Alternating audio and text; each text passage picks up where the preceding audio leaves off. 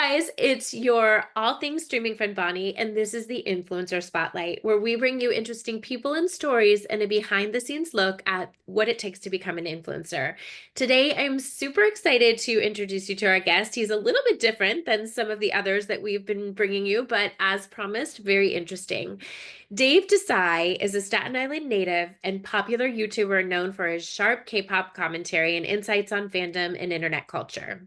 With over 350K subscribers on YouTube and 710K followers on TikTok, his blend of entertainment and critical analysis has made him a trusted voice online. Before rising in digital media, Dave worked as a dance photographer, videographer, and cinematographer for indie films.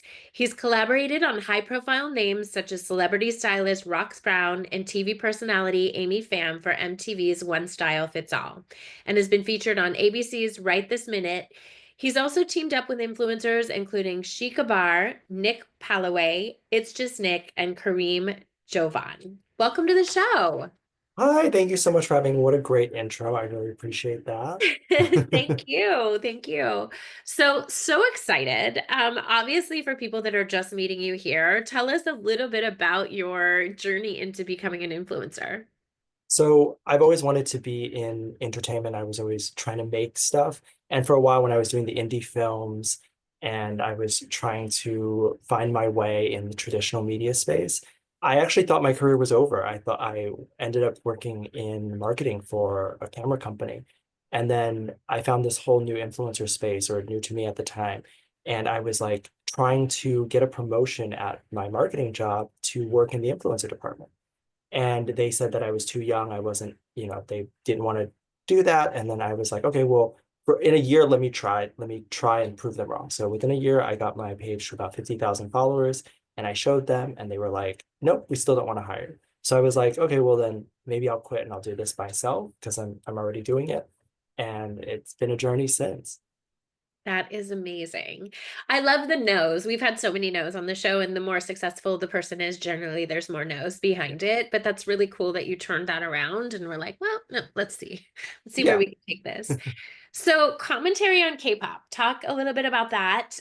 For people that are new to Binge Networks, we have all kinds of content that we distribute. We have thousands and thousands of films and shows. But to be honest, we have never had a K-pop show or performance on our platform. So, for those who are new to that, talk a little bit about that and your commentary there. Yeah, so it's such an interesting space. It's so different from Western media. It's something where you can't really make it on your own. I think there are some artists that try, but they typically have to be signed to a label. They have to train. So anytime they debut and make music, you know that they've been training for like 5 years. They're going to be really good at dancing. They're going to be really good at singing. They're going to be media trained. And so it's a very different space. Every group has a very loyal audience that is like die hard for those groups and don't really love any other groups. It's just that one. And so it can be a touchy space to get into when you talk about some of these artists. But it's been really fun. It's something that grew up listening to. So it was just kind of a natural thing for me to talk about. That's so cool. Is it sort of similar to like boy bands, how they audition and then and then you love in sync? Is like the industry for people that aren't familiar similar to that sort of process?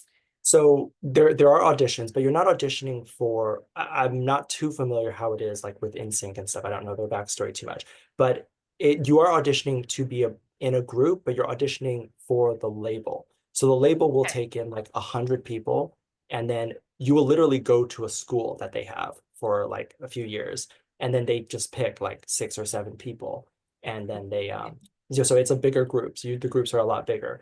There are some that are 9, there are some that are like 12. And then they pick a bunch of these people and then they debut them as a group. And then the label takes things from there.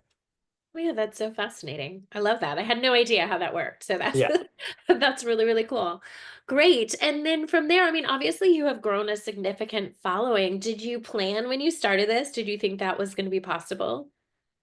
I didn't think I would get to where I am now. So I'm very happy that I am where I am now. It was, no, I was just making fun videos. I didn't even look at the subscriber number for a really long time. I was just kind of focusing on, okay, well, this individual video, how are people reacting to it? What is the reception? And then I kind of went from there. And for years, everyone was bringing up the subscriber number, and I was like, I like really didn't know. When people asked them, I wasn't looking because it just wasn't a metric that was like important to me. It was just what are the comments saying? You know, how are people engaging? How am I engaging with them back and that sort of stuff? That was more important to me. Wow, that's so cool. That's probably why it grew. I mean, most people are soul focused and what they lead with and what they're concerned about. So that's really interesting. And then so did you then parlay into TikTok, or how did the journey start? Like, did you start on one platform and then swap over to another, or tell us about that piece of the journey? Yeah, so I started YouTube like kind of for fun around like 2013. And then I was taking it more seriously when I was trying to use it as part of my resume back in like 2017, 2018. And then, so TikTok wasn't really around. Instagram was around and stuff, but I wasn't doing much with that. And then around 2021 or 2022, one of my friends who was like really big on TikTok was like, you need to come here. This is like a gold mine. And I was like, I'm not sure what I should do. So I was like playing around with a lot of different content then. I knew it wanted to be different from the K-pop stuff. And so eventually someone gave me this idea. They were like, well, you're already doing like news. Why don't you just do like global news? Like take those skills and just put it everywhere else. And I was like, oh. And then I just I did that. And then that, kind of worked. It's interesting because I feel like that's such a trend right now. I mean, the whole news thing, Mm. I love to stay informed, obviously, because I'm in the media industry. But I'm also so this one day, I literally so like Sunday is my food prep day. I have two little kids. I love to stay in the kitchen. It's like my happy place, and I'll cook for Oh. like 4 hours. So I was doing this experiment for myself. I was like, Alexa, play CNN. Alexa, play Fox. And I would like listen for 20 minutes and then listen to the stories and how they were so different. And I'm like, what am I supposed to believe and listen to? I literally just want facts. Like I don't, Mm. and there's probably like seven. Yeah, Alexa off. I'm like, there's probably like a seven Alexas that just went on because we have one in every room of the house. But anyway, it was so interesting. And then I started to realize my brother has been telling me for years, he's like, your network should start doing news. I'm like, no, that's not what we're up about. And we're not. We're for filmmakers. Excuse me. Alexa off. And oh, geez. Guest star Alexa on the show today. She's not giving up.